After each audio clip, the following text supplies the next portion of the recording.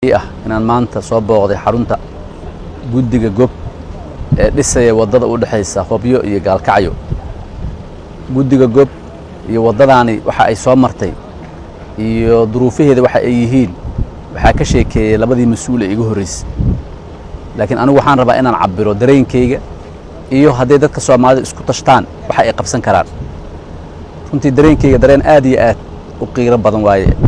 maanta markaan soo maray wadadii u dhaxaysay Hobyo iyo Gaalkacyo waliba qaybteedii ugu dhibka badneed oo mararka qaar oo aan ku safrayo muddo aad u dheer iyo dhib aad u badan aan ka mari jiray in maanta saacad ama 2 saac gudahood aan si sahal ku imaado waa runtii waxay cabiraysaa ama tusaysaa juhdiga iyo dadaalka dadka mashruucan iyo shaqadan haya ay qabteen muddada dheer oo dhowrka sano ah 3 sano ay geliyeen ayayna tusaysaa.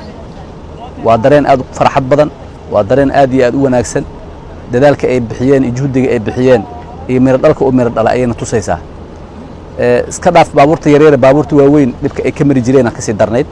marka runtii gob iyo dadka howlwadeenka ay dadka mas'uuliyiinta ka u horeeyay Professor Shirwac iyo Xaaji Urur iyo Umar Salaad Cilmi intaba iyo cid walba oo gob ku abtirsatahay runtii aad iyo aad ugu mahad celinaynaa.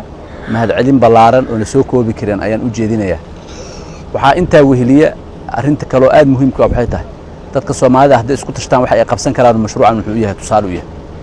mashruucan sidaad maqlayseen waxa la dhagax dhigay bishii Maarso 2016 maantana meesha uu maray waa u jeednaa 120 kilomitir ayaa la soo sameeyay.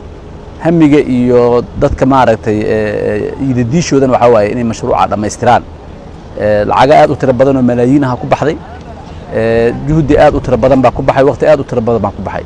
intaasna waa isku tashi dadka Soomaaliyeed ee dadka deegaanka isku tashadeen hadday yihiin kuwada diasporada oo banaanka jiray hadday yihiin kuwada gudaha jooga isku tashteen ayay runtii ay ku timid.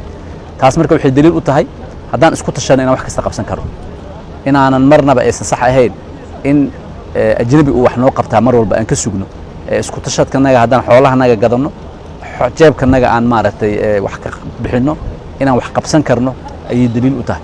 sidiisa wax qabsigu wuxuu ka bilowdaa himadu ka bilowdaa iyo qalbiga in horta qalbiga ka aaminta in wax qabsan karto ka bilowdaa. markaad himada iyo qalbiga ka aaminta in wax qabsan karto waxa kale oo dhan asbaab ay noqonayaan waana la helayaa.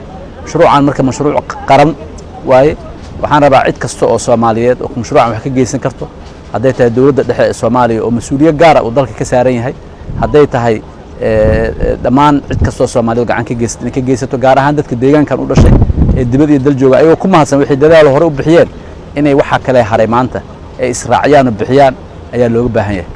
dabcan aniga safar gaaban baan meesha ku imid waan idin mahad celinayaa 100% tabarucaad waxaan bixinayaa lacag 10 kuna ayaan bixinayaa insha Allah taala tii u horeysan ma u dambaysan ma noqon doonto tii u horeysay ayay tahay tabarucaad kale oo inta ka badan waa bixin doona mustaqbalka. aad iyo aad u mahadsantiin. Assalaamu calaykum wa rahmatullahi wa barakaatuh.